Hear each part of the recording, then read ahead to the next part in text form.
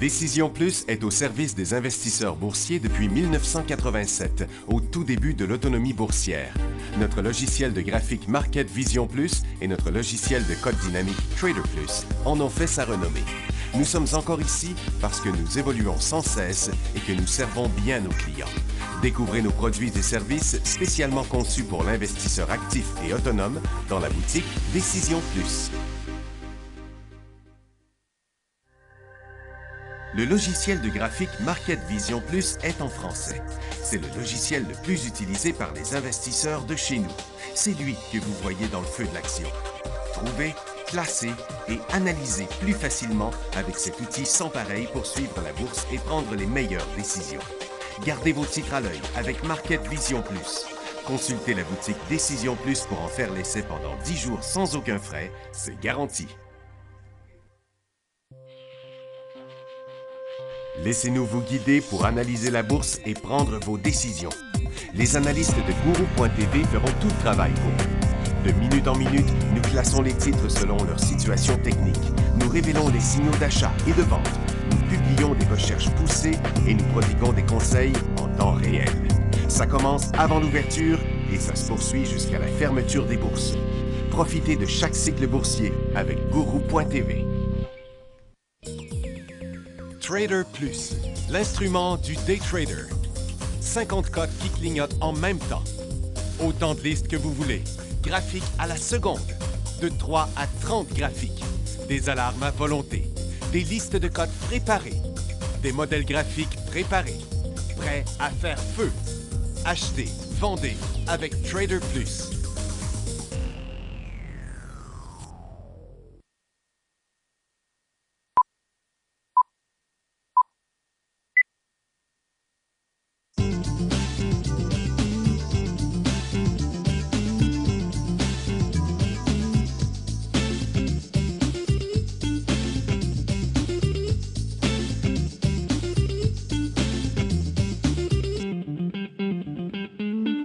Bonjour tout le monde, bienvenue dans le feu de l'action. Vendredi le 9 décembre 2016, les marchés sont en hausse, mais il semble que c'est peut-être pas pour longtemps. Parce que là, on a étiré l'élastique un peu par en haut. Pas vraiment d'informations sur les informations. C'est la même chose qu'hier. L'inflation en légère hausse en Chine. La Chine est en correction, en légère correction. Mais le Nikkei a encore monté parce que le Nikkei, le yen est parti à la baisse. Donc, lorsque on regarde Nasdaq, qui est encore en hausse, 1, 2, 3, 4, 5, 6 hausses là, d'affilée, tout ça sur le quantitative easing, la possible, toutes sortes de choses.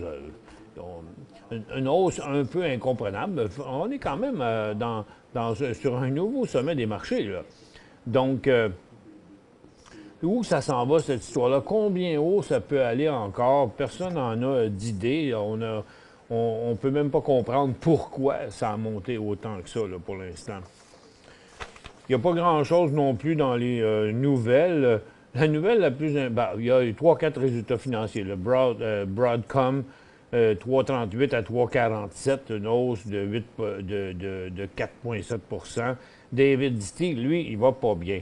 En fait, depuis qu'elle est partie, qu'elle est à la baisse, il doit vraiment avoir bien du monde qui sont short sur ça. Il y a Vail Resort est en hausse. Et 1,56 à 1,70, moins 1,56 à moins 1,70 les revenus, mais le titre est quand même en hausse. Ça a peut-être rapport avec d'autres choses. Puis Dominion Diamond était en baisse à un moment donné, là, maintenant il est en hausse, mais il y a une nouvelle sur les diamants aujourd'hui. Il y a le PDG de Rio Tinto, Jean-Sébastien Jacques, qui a déclaré cette semaine qu'il est à la recherche d'une mine de diamants. L'option pourrait être d'acquérir la participation de 49 % dans la mine canadienne Gachoku de Mountain Province Diamond, ou Lucra Diamond, ou Petra Diamond. Donc ça, c'est Rio Tinto. Et puis Mountain Province fait rien sur ça. Lucra Diamond, c'est une petite hausse de rien. Et Stornoway Diamond, qui a été mis dans la liste aussi, fait rien non plus. Puis la nouvelle sur le resort tantôt, qui était Vail Resort, c'est peut-être à cause que les autres resorts ont réagi à la hausse aussi. Ils descendaient au départ, mais là, ils ont remonté parce que les fonctionnaires de Macao ont déclaré qu'ils avaient diminué les limites, qu'ils n'avaient pas diminué les limites quotidiennes de retrait d'argent pour les joueurs chinois. BlackBerry est compatible avec les produits actuels des logiciels de tierce partie. Il fonctionnera en outre avec les applications et les systèmes info-nuagiques à venir. Il y a une nouvelle plateforme de BlackBerry qui s'appelle BlackBerry Secure, qui devrait permettre aux sociétés de transmettre de façon sécuritaire des données conventionnelles. Allons sur nos marchés maintenant. Comme vous voyez, le Nasdaq a ouvert en hausse ce matin. Et même qu'à 9h45, ça a fait une nouvelle poussée. C'est revenu là plusieurs fois. Comme vous voyez, c'est un genre, c'est une volatilité de 10 points sur Nasdaq. Puis là, ben, la pression pour le moment est à la baisse. Sur le Dow Jones, on a connu à peu près le même mouvement, même qu'on a monté encore plus haut dernièrement. Puis là, on est en train de revenir aussi. Et puis sur le TSX, finalement, où on suivait à peu près la même progression, là, aller jusqu'à 10h45, où tous les marchés étaient sur des hauts. Le Dow Jones, le Nasdaq et le TSX. Mais depuis ce temps-là, les autres se sont repliés. Mais le TSX, lui, est parti plus bas. Pourquoi?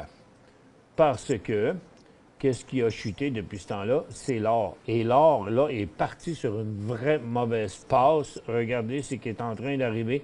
Ça a chuté ce matin. On a rebondi et on rechute encore. Et les cotes sont quand même assez grosses. Il y avait Agnico Eagle en élan baissier. Il y avait aussi d'autres titres sur le bord de le faire. Il y en a peut-être d'autres qui se sont rajoutés. Puis il y a aussi le secteur minier là, qui est en chute. Mais le secteur minier qui est quand même assez bizarre et difficile à comprendre parce que c'est les petites compagnies qui bougent, comme s'il y en avait qui étaient dans le collimateur des grosses entreprises. On va regarder ça ensemble. J'ai démêlé ces graphiques-là tantôt.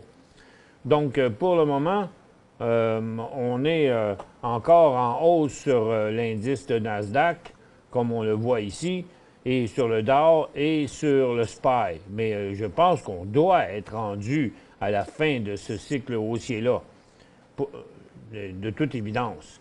Donc, le pétrole a encore monté ce matin, mais pour l'instant, ça ne donne pas vraiment suite parce que la hausse n'a pas progressé et ça descend depuis ce temps-là. Le gaz, lui, a fait aussi un nouveau haut et les titres, contrairement à l'habitude, qui réagissent plus fortement que la ressource, bien, ce n'est pas le cas, puisque les titres pétroliers sont partis en hausse ce matin, mais redescendent encore. Maintenant, il ne reste qu'un plus petit gain. Donc, le coup d'envoi n'a pas encore été donné là, dans le secteur énergie, qui demeure complètement dans sa zone neutre, c'est-à-dire flat, à l'horizontale. Et regardez ce qui se passe sur l'or. L'or a chuté sur le creux des deux autres fois où ça leur rebondit après. Par contre, les titres aurifères, eux autres, semblent un peu plus déterminés sur la baisse. Donc, l'indice n'a pas traversé. Mais regardez jusqu'à quel point plusieurs titres là, menacent de décrocher. Donc, ils ont comme une vague de vendeurs qui nous pend au nez. C'est le cas de Goldcorp, c'est le cas de Yamana. C'est le cas de Kinross, de Semafo, qui fait même un nouveau bas, puis Agnico Eagle qui a brisé son support.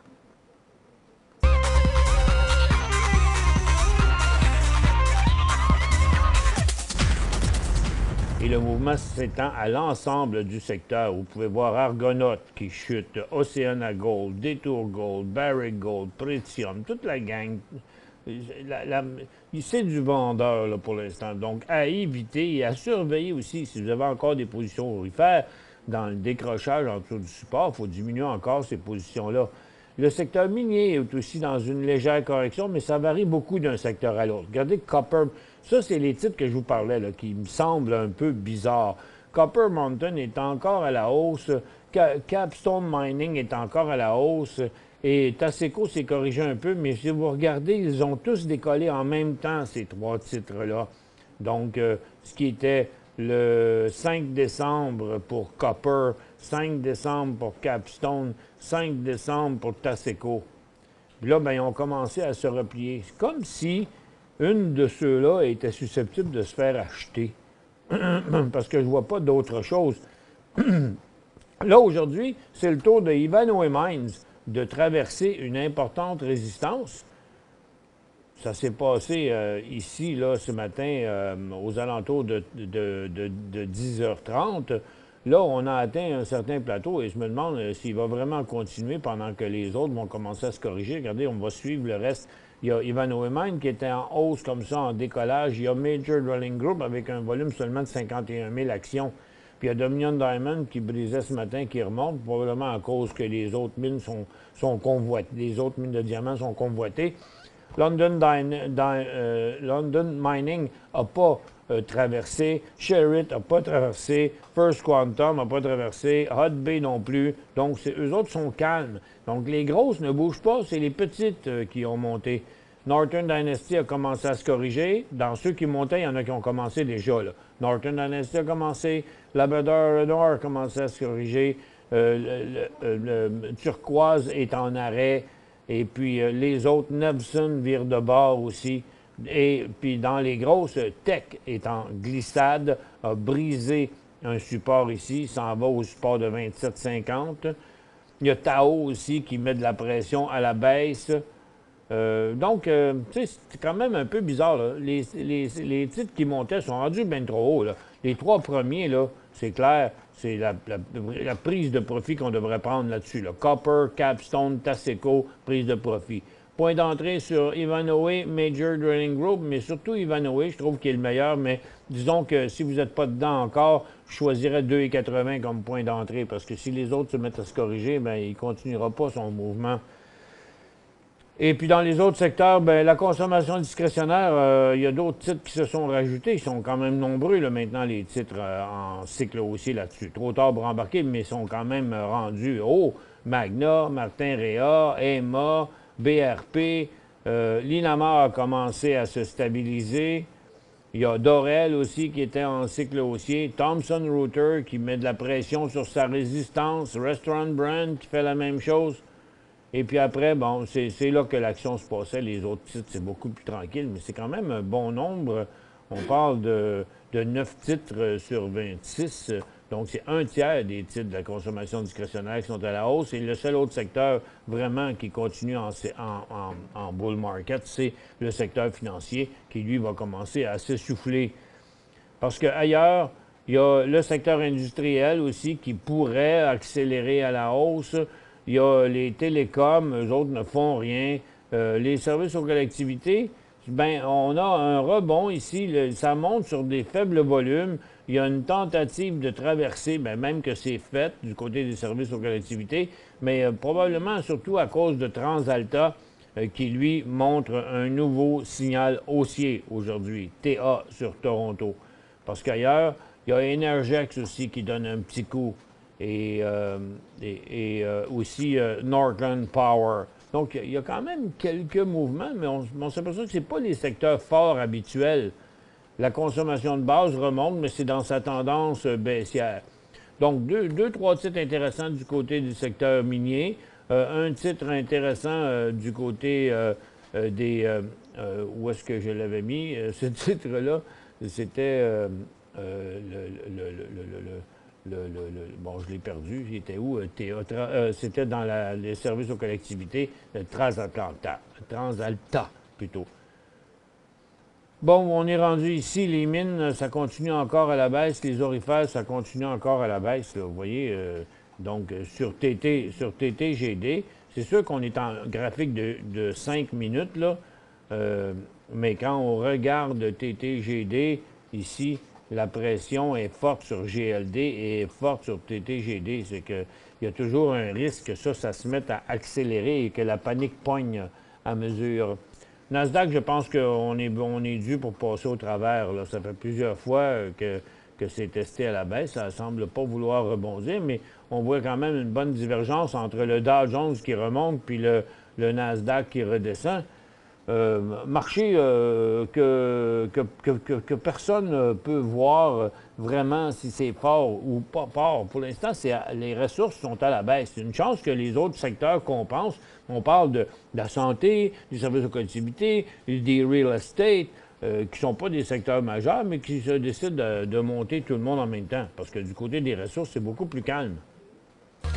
Pour joindre Michel Carignan et son équipe par courriel, écrivez à michelcarignan@decisionplus.com.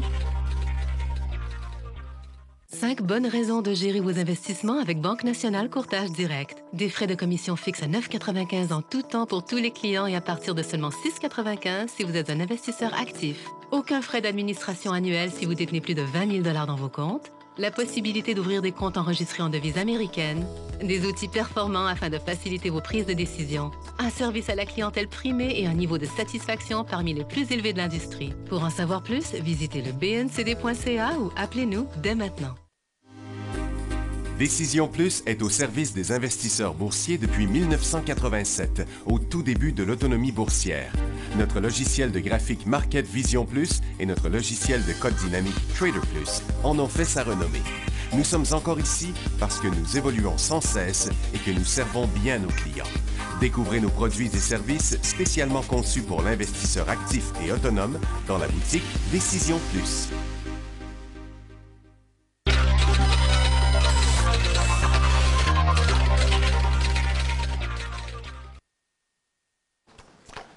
Bon retour, mesdames et messieurs.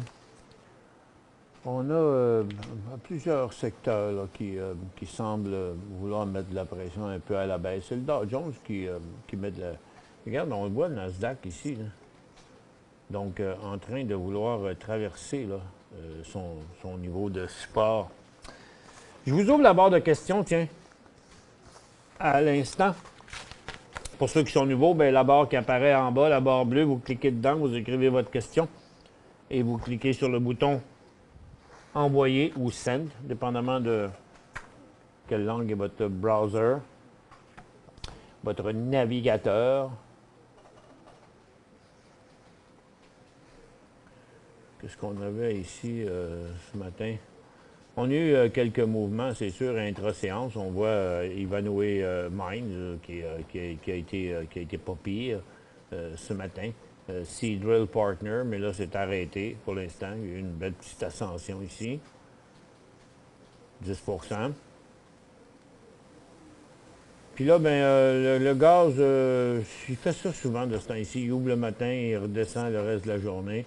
C'est ça qu'il est en train de faire là. Et le gaz, le pétrole redescend aussi. GLD est pas sur son bas, mais TTGD, lui, par contre, il y a plus de pression, encore une fois, sur les titres aurifères.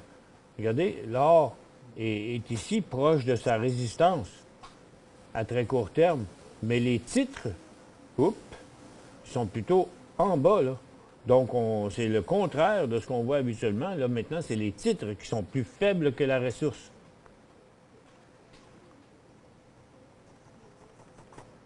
Je comprends pas. Je vois que le graphique ici, c'est pas la même chose d'une place à l'autre que j'ai ici. Viens voir, Max, tandis que tu es là. Tu vois-tu? Regarde ce graphique-là. C'est pas clair comme c'était avant, là. On a eu un problème d'ordinateur avec l'ordinateur principal ici hier, puis là, on a changé pour un autre. On a un petit peu de misère à retrouver les mêmes paramètres. Donc, c'est pour ça que vous voyez le graphique quand même sur le tantinet palette, là, quand il est en gros plan, anyway. Et puis, c'est vrai que c'est un peu fatigant de voir ça de même. Donc, on va continuer à travailler là-dessus. Au moins, on a un minimum à voir. Les questions, ça ne rentre pas, Max? Tu ne me les as pas envoyées?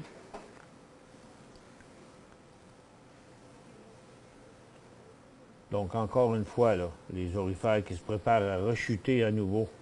Et les mines aussi qui se préparent à rechuter.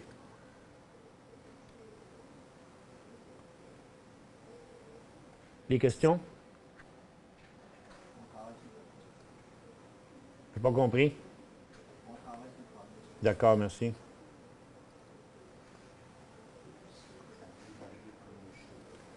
OK. Pas facile, hein, des fois. OK. On va regarder ça ici d'abord. Bon, les cotes changent pourtant, mais ça ne veut pas du tout rebondir. Que même, on les voit les deux, les mines et les aurifères, là, qui plantent en même temps et qui sont compensés par un mouvement des services aux collectivités, de la consommation discrétionnaire, des services financiers. C'est pour ça que ça n'apparaît pas sur l'indice TSX pour l'instant. Mais il y a bel et bien les deux secteurs de ressources hors et mines là, qui rechutent. Tiens, on va aller faire un tour, voir quelques stocks ici. Un Junex qui donne une claque aujourd'hui encore. Donc, qui a traversé une très importante résistance hier à 60 cents, est rendu à 80. Northern Dynasty, bien, il semble avoir fini son cycle. C'est la place pour prendre un profit. Alors, on va aller faire un tour, voir notre PLI. Bon, OK. Il a atteint, comme je vous l'avais dit, lorsqu'il atteindrait son prix de 2 piastres, de 1,90 à 2 piastres, il y avait un support important. Là, il rebondirait parce qu'il y avait quelqu'un qui demandait hier s'il devait vendre. Bien, là, on a atteint le creux. Donc, à partir de ce moment, de cet endroit-ci, on va mettre ça un graphique en 15 minutes, puis on devrait voir le fond, vous voyez? Donc, on a atteint le prix d'une pièce et 90. On est remonté à cette résistance-là. Donc, la phase neutre est ici. Donc, tout retour en bas d'une 90 devient un signal de vente. Mais mon petit doigt me dit qu'ils vont tout faire pour le garder là et même le faire remonter.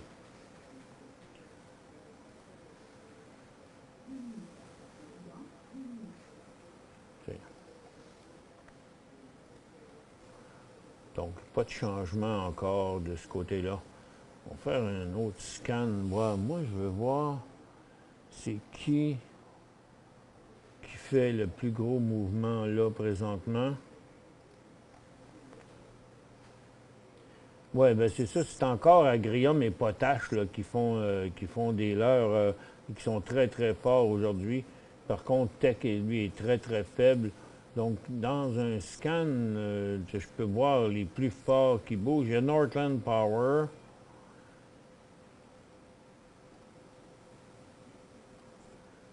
Il y a Northwest Co.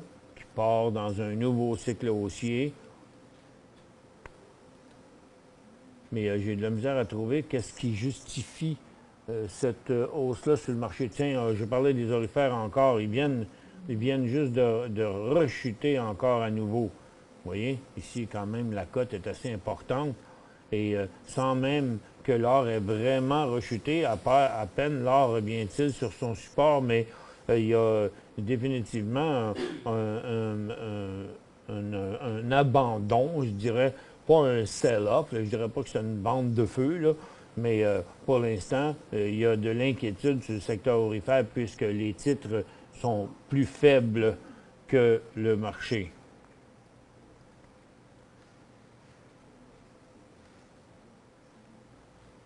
Donc, les deux matériaux et mines. Le pétrole n'est pas affecté, mais la baisse de ça, comme je vous disais tantôt, est compensée par le secteur des technologies, de consommation discrétionnaire, consommation de base. Donc, on dirait un mouvement pour cacher ou un mouvement défensif. On sort d'une place et on rentre à l'autre. On revient après la pause.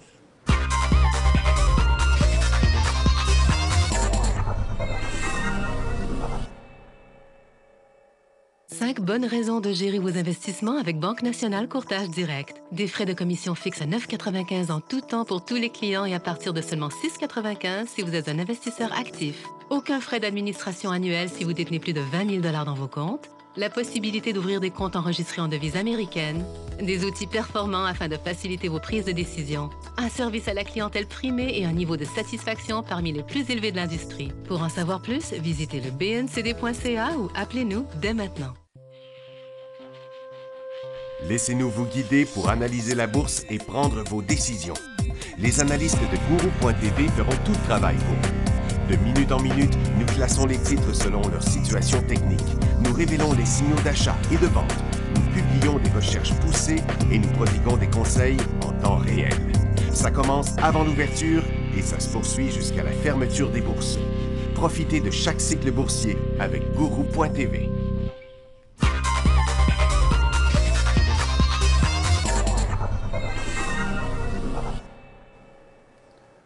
Bon retour, mesdames et messieurs. J'essaie de comprendre un peu le comportement du marché, là, qu'on ne voit pas ça très, très souvent. C'est les secteurs secondaires. Puis il y a des affaires qui montent, des affaires qui redescendent. Là, c'est les services, là, c'est les industriels qui, maintenant, sont en train de repartir à la baisse. C'est un bizarre de marché. On dirait bien que le marché se cherche une direction. Je pense qu'il n'y a personne qui ose embarquer là-dedans. On dirait que vraiment le cycle haussier est en train de s'étouffer, qu'il n'y a plus d'acheteurs dans le marché. Donc, ça me dit qu'on n'a comme pas d'autre choix que d'aller à la baisse, là, à moins qu'on nous sorte encore un lapin du chapeau. Là, certains secteurs montent pour couvrir la baisse des autres. Là. Donc, il y a vraiment un marché bizarre. Puis c'est fatigant parce qu'il y avait quelques signaux intéressants. Il y en avait dans les mines, mais pourquoi le stock il se met à monter après les autres comme ça, et puis que ça donne pas suite là, pour l'instant. Ça fait déjà un bout de temps que c'est arrêté là, comme vous voyez ici, là, Ivanhoe Mines. Donc, on est peut-être, c'était peut-être le dernier signal à arriver là, sur le secteur.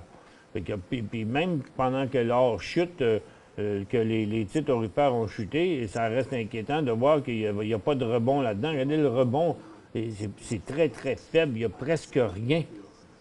Il y a à peu près 0 rebond là-dedans. Ça montre que c'est des vagues de vendeurs successives sans acheteurs là-dedans. Mais c'est d'autant plus inquiétant quand ça se passe à un niveau comme on est là, bien à côté sur le support pour l'or et bien à côté sur le support pour les titres aurifères aussi.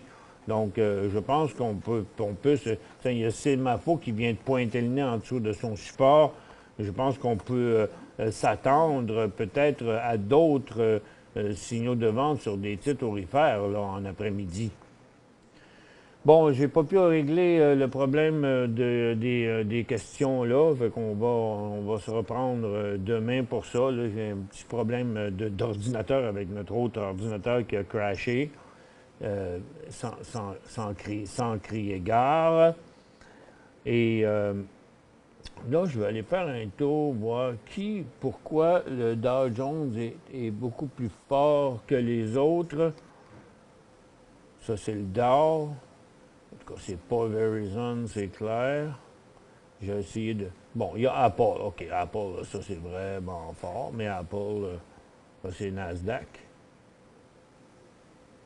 Apple qui est mélangé dans les titres de Dow Jones. IBM. Il fait partie maintenant. Bon, Microsoft qui est en élan haussier. Il y a Merck aussi qui est en décollage. Il y a plusieurs titres de santé aujourd'hui qui remontent. Je ne sais pas qu'est-ce qui se passe du côté de la santé. Il y a Coca-Cola aussi qui remonte là sans inverser sa résistance. C'est drôle parce que moi... il y a Disney. Donc, c'est des cas vraiment particuliers sur le Dow Jones. Ça me fait penser un peu à la consommation discrétionnaire. C'est un petit pourcentage de titres, mais un pourcentage de titres qui monte fort. Surtout des titres comme Walt Disney qui montent bien fort. Il y a Apple aussi qui monte là-dessus. Il y a Merck qui monte. C'est pas vraiment un mouvement d'ensemble du marché. Et qui c'est qui fait remonter le TSX là aussi? C'est encore la consommation discrétionnaire. C'est bien compliqué. cette affaire-là aujourd'hui.